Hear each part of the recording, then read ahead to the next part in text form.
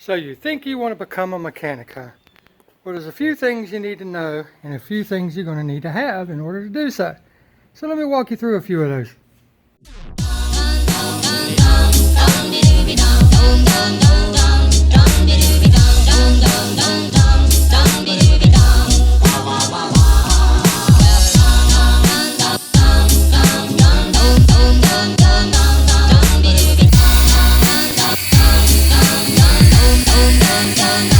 Getting ready for winter time.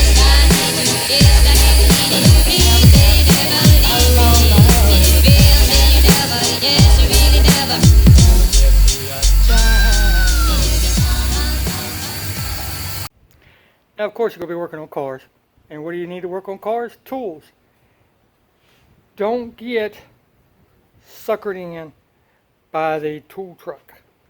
And the reason I say that is, sure, they have everything you need. Sure, they get you in there and they say, oh, yeah, we can get you past credit, yada, yada, yada. And then you end up with a $5,000 toolbox with nothing in it, right? So my thing is focus on tools first. And here's a few tools that you may need depending on where you go. No matter where you go, you being a new guy, you're going to get stuck changing oil. So a good assortment of oil filters, wrenches is a necessity. You got to kind of go on the end, and then you got some like this, which go around the filter, and as you pull it tightens on it. And then Toyota has their own specific type of oil filter wrench. You have to buy that separate. But if you're going to start off being a mechanic, no matter where you go, be prepared. You're going to be the oil change guy. There's no way around it. Now, some places, like the place that I happen to work for, provide stuff like that. If there's a specialty tool that's needed, the shop will buy it, and of course it stays here. Because let's face it, you may only need a tool one time. Well, why do you need to? If you're going to make a career out of it, okay, I can see it. But I'm fortunate enough to where I work, if it's a specialty tool, they'll buy it, and then we're free to use it, but it stays here until I decide that I want my own, I need my own, or it's just so cool I gotta have it. And don't think you're gonna need all these at one time. Yes, they all are handy. They all have, some specific jobs and whatnot. That's not mine. That's my working partners. My little one's over here. Yep, that's me. I have nowhere near as much, but I have what I need. And if you look, starting here, all the way across, all these overlap and all of them intersect. In other words, whenever you go out, if you go to Sears or wherever and buy you a set, you're going to have some that are missing. And then it's going to, like right here and here, it's going to cost you more to fill those gaps than it costs to buy the whole kit. So what I'm saying is, start off getting you a good set of sockets when you want to get sockets, when you think it's time, when they let you start working on stuff. But get them to where they don't skip size. There's companies out there that do it. Snap-on is one, but you don't need a $400 set of sockets just to get started in this business. You can get a set of $50 channel lock, which does not skip, or a $150 set of gray pneumatic. Both of those are really good, well-known, well-branded tools. They don't skip sizes. You'll have everything you need. But the main thing is you're going to need some 3/8, you're going to need some quarters, and you're going to need some half-inch stuff. Main thing is don't skip. Now you're going to need, of course, in order to use these sockets, you got to have some ratchets. If I had to choose just one type of ratchet, it would be the flex head, because it allows you to get at different angles and everything. Now these happen to be Craftsman. They came with the kit that I bought, which they're basically Stanleys. But you're going to have a 3/8. You're going to have a quarter. You're going to need an assortment of extensions. And you're going to need 1/2 inch. Okay, I have 2 1/2 inches, and then, you know, up to you. You can get a set of breaker bars. I bought this on sale at Sears. And I've got this little small impactor. And the reason I have a little small impactor is a lot of these cars have plastic covers that go underneath for aerodynamics and everything, and cooling and whatnot. I have a bunch of screws in them, a bunch of bolts and everything. You don't want to spend time taking out those bolts and screws. You know, you don't want to take 10 minutes. You need to get them out, get going, get them back on. So that's why I have this. And then one of the best tools, once you get enough money, that you can get is a 3/8 cordless drive ratchet. This thing saves you so much time. And then, you know, later on you'll need Allen head sockets. Make your life a little easier, quicker, because you can put those on your cordless impactor and take stuff out real quick.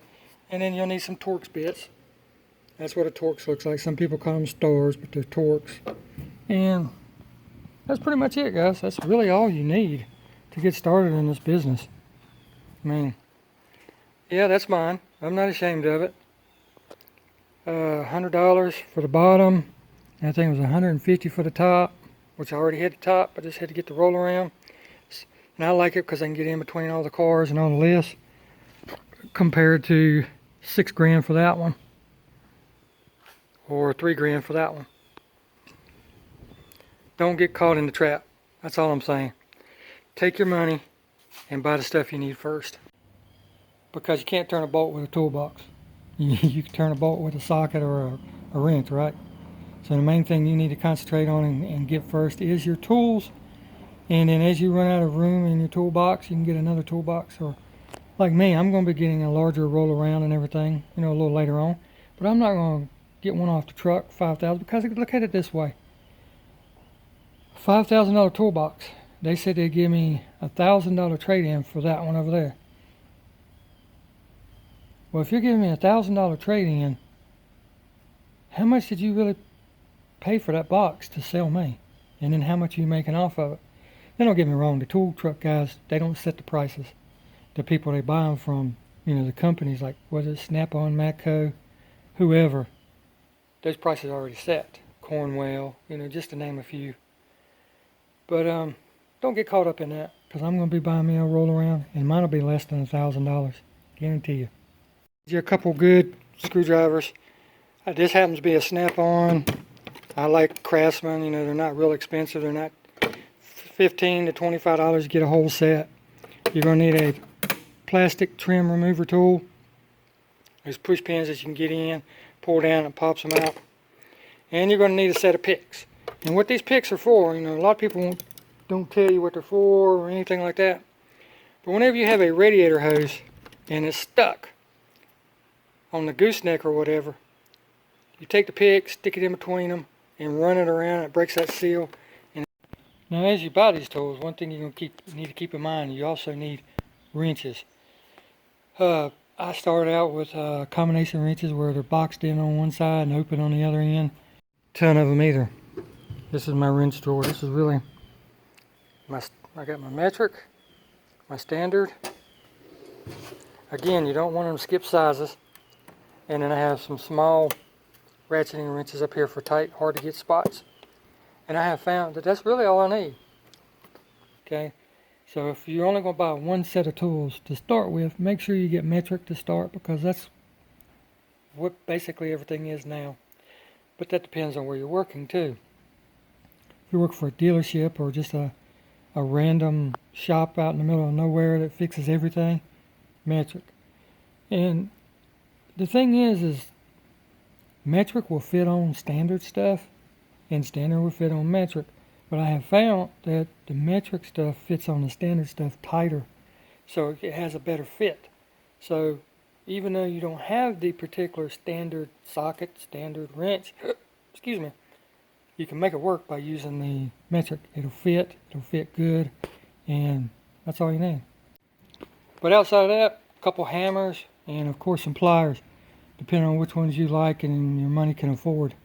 Pliers, you do want to get the best that you can afford.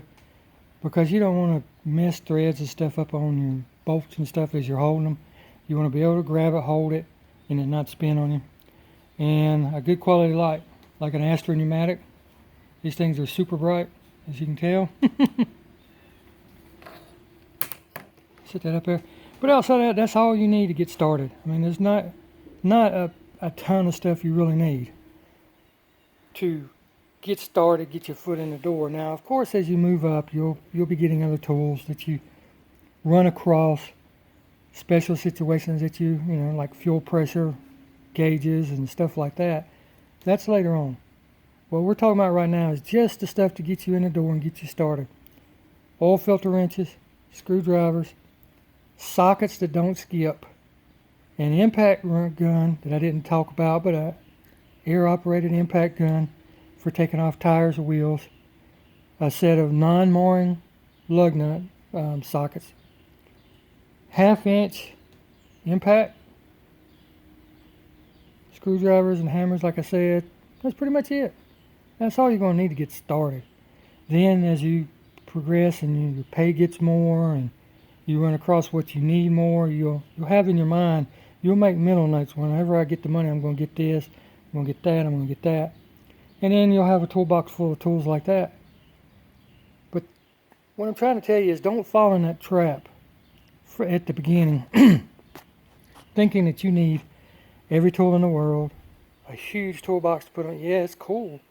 Makes a cool statement and everything, but you don't need it. So I just thought I'd drop this video and show you a few tools that I use. It's just a really quick one. I'm sitting here at lunchtime bored. Everybody's left to go get their lunch and everything, and I done ate mine. So I said, well, hey, I'll throw this out there and show them what I'm using and go from there. But that's pretty much it. I'm going to get out of here, finish my lunch, watch a couple of videos on YouTube, and we'll see you in the next video, guys. You have a great day, and we'll see you.